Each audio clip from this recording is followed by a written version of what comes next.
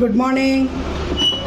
இன்றைக்கி நம்ம வீட்டில் ஒரு சாலடு முட்டை வேக வச்சு வச்சுருக்கேன். இது பிரேக்ஃபாஸ்ட்டுக்குங்க. ஆரஞ்சு இருக்கட்டும். இப்போ இந்த சாலட் இது பச்சை பயிறு ஸ்வீட் கார்னுங்க. இது ஸ்ப்ரவுட்டட் பச்சை பயிறு, இது ஸ்வீட் கார்னு. இது ஜஸ்ட் ஸ்டீம் பண்ணி எடுத்தேங்க. கொஞ்சம் நேரம் பச்சையாகவே கூட போட்டுக்கலாம், பட் நான் கொஞ்சம் ஸ்டீம் பண்ணி எடுப்பேன், கொஞ்சம் ஸ்டமக் பெயின்லாம் இல்லாமல் இருக்கும் அப்படிங்கிறதுக்காக. மிட்டை ஆரஞ்சு இருக்கட்டும். இப்போ அதுக்கு நான் என்ன பண்ண போகிறேன்னா, வெஜிடபிள்ஸ் எல்லாம் கட் பண்ணிக்க போகிறேங்க. Carrot, capsicum, onion, cabbage. இந்த கேபேஜ் நம்ம அப்படியே பச்சையாக போட்டுக்கிறதா இருந்தாங்க.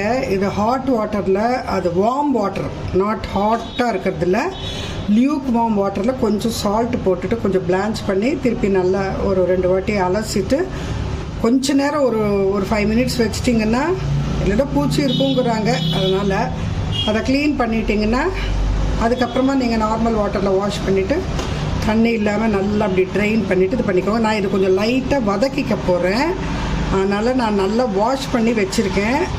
வதக்கச்சா ஒன்றும் பிரச்சனை இல்லை, அது சூடாகிடுறது இல்லையா, அதனால் இப்போ நான் இந்த வெஜிடபிள்ஸ் எல்லாம் கட் பண்ணிக்க போகிறேன்.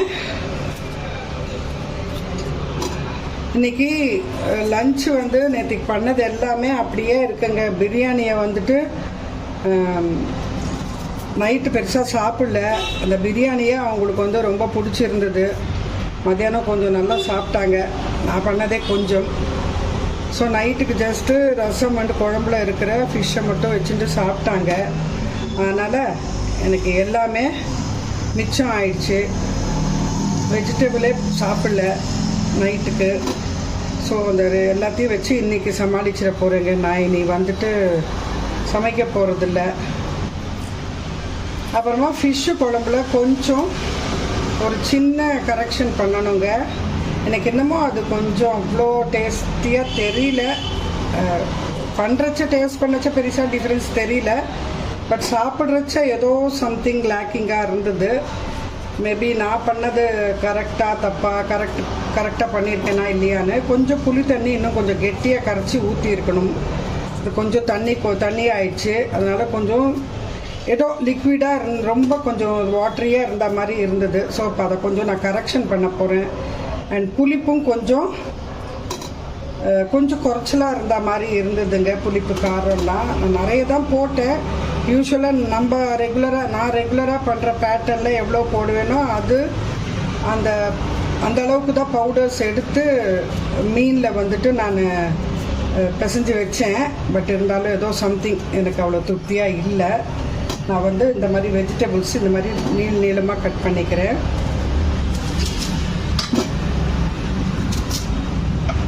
அதனால் இப்போ அதை கரெக்ஷன் அவ்வளோதாங்க இன்றைக்கி நம்ம சமையல். அந்த காயெல்லாம் அப்படியே சூடு பண்ணிவிடுவேன். ஈவன் ஒயிட் ரைஸ் கூட அப்படியே இருக்குங்க. ஒயிட் ரைஸும் அப்படியே நான் சூடு பண்ணி சாப்பிட்ற போகிறோம். ஆக்சுவலாக ப்ரீவியஸ் டே ஒயிட் ரைஸை நம்ம அடுத்த நாளைக்கு சூடு பண்ணி சாப்பிட்டா நல்லதாங்க. ஒரு நாள் ரைஸை ஃப்ரிட்ஜில் வச்சுட்டு அடுத்த நாளைக்கு சூடு பண்ணி சாப்பிட்டா அதில் ஏதோ வேல்யூஸ் இருக்கா, ஏதோ சொல்கிறாங்க, ஒன்றும் புரியலைங்க. பட் அதுக்காக நான் மிச்சம் வச்செல்லாம் பண்ணுறதில்ல. மிச்சம் ஆனது யூஸ் பண்ணிக்கிறேன், வேஸ்ட் பண்ணாமல், அவ்வளோதான். நிறைய இதில் போட போகிறது இல்லைங்க. ரொம்ப போட்டாலும் ரொம்ப அதிகமாக ஆயிடுச்சுனாலும் நல்லா இருக்காது.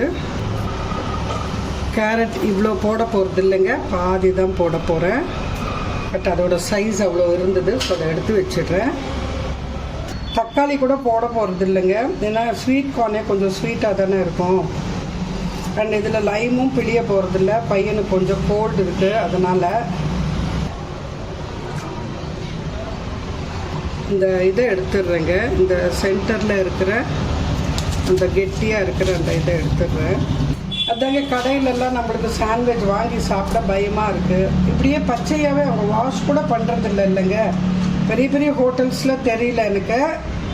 பட் அந்த பர்கரில் இந்த ரோட் சைடில் நம்ம வாங்குறோன்னு வச்சுக்கோங்களேன், அவங்களாம் என்ன பண்ணுறாங்கன்னே எனக்கு தெரியல.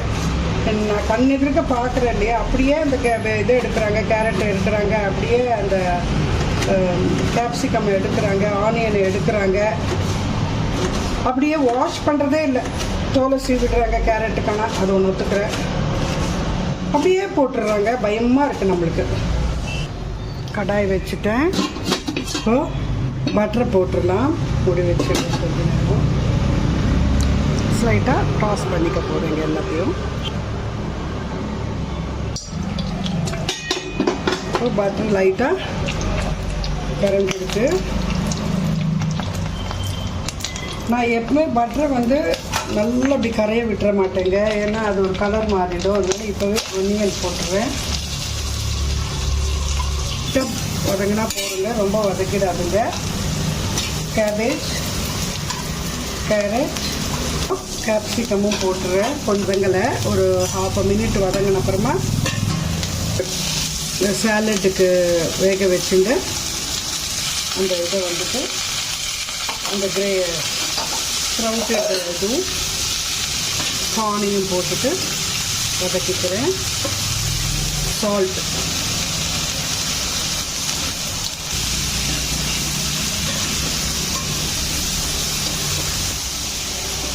இல்லை எதுவும் இஞ்சி பூண்டு அந்த மாதிரி எதுவும் கட் பண்ணி கூட போடலைங்க. இதெல்லாம் லைட்டாக சாட் மசாலா, இல்லை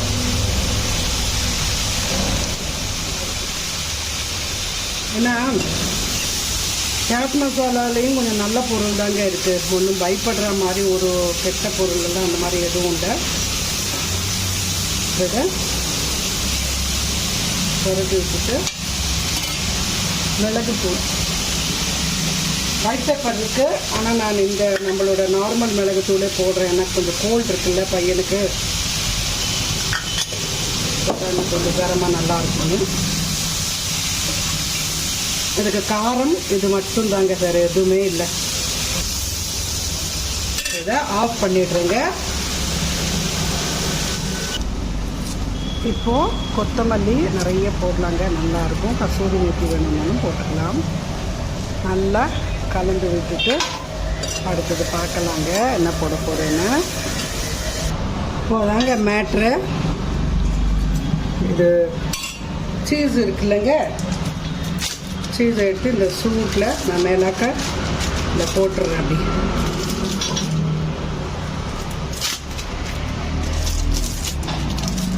புரோட்டீன் தானேங்க, ரிச் தானே இதெல்லாம். 3 பேர் சாப்பிட போகிறோங்க. சீஸை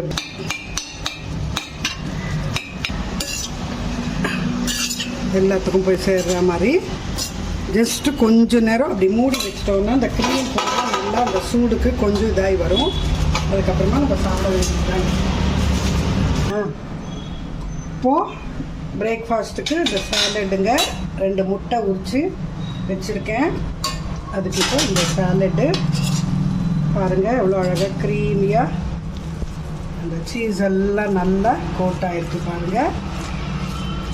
இவ்வளோ அழகாக இருக்குது பாருங்கள். அப்படியே சாப்பிட போகிறோம்.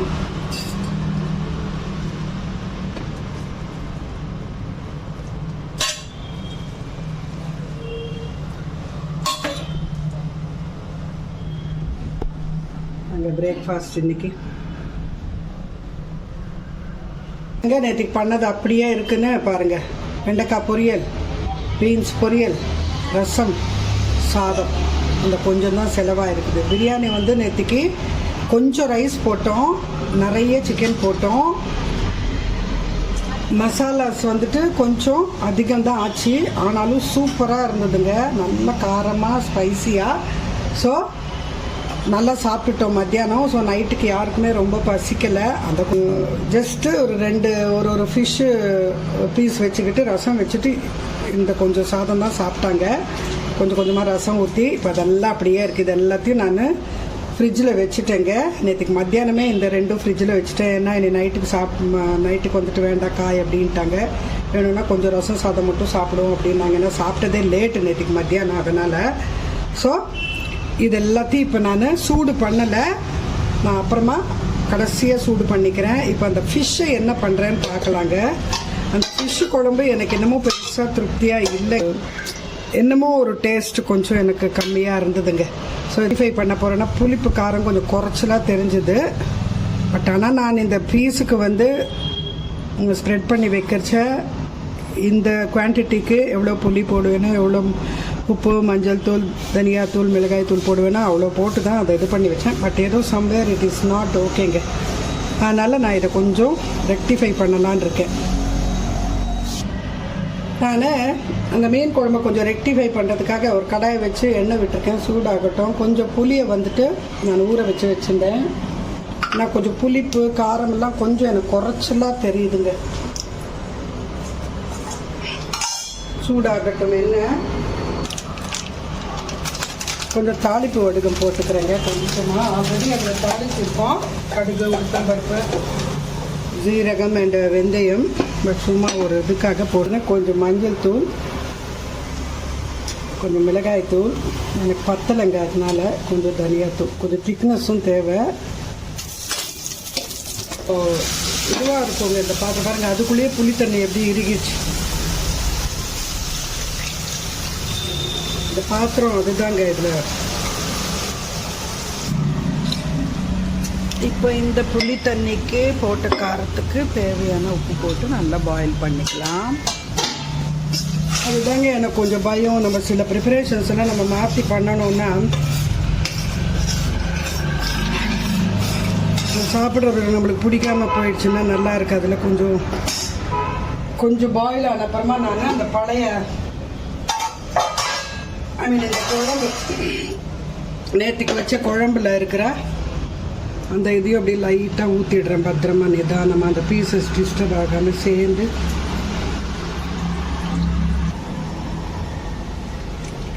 நேற்றுக்கு மீன் எல்லாம் நல்லா வெந்தது இல்லைங்க இதில், அதனால கொஞ்சம் எல்லாம் கொஞ்சம் டிஸ்டர்ப் தாங்க ஆகிருக்குது.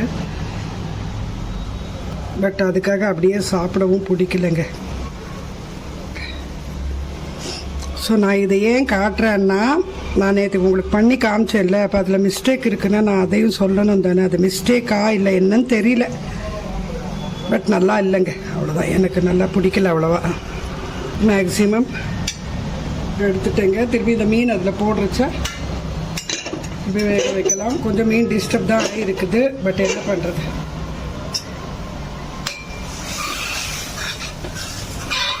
இதை நல்லா கொதித்ததுன்னா இதில் உப்பு காரம்லாம் செக் பண்ணிக்கிறேன். கொஞ்சம் நேரம் கொதிக்கட்டும், நல்லா கிட்ட வரட்டுங்க. இப்போது திறந்து பார்க்கலாம். இந்த அளவுக்கு நல்லா கொதித்து வந்துருக்குது. இப்போ இதில் போட்டுலாம் குழம்புலையும் இந்த பீசஸ் வேகணும்ல, கொஞ்சம் பத்திரமாக தான் எடுத்து போடுறேங்க. ஒரு கொஞ்சம் டிஸ்டர்ப் ஆயிடுச்சு.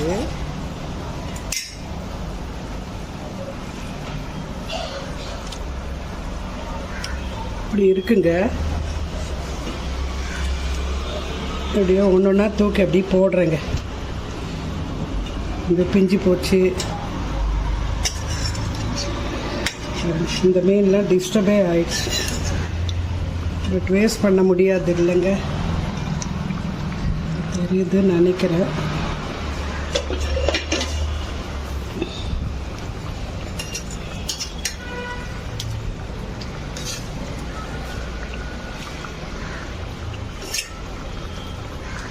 இருக்கும் மீன் குழம்பு.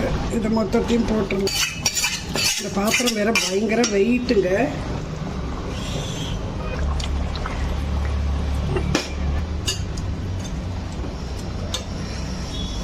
கொஞ்சம் மீன் பிஞ்சு தாங்க இருக்குது. இது சாப்பிட வேண்டியது தான்.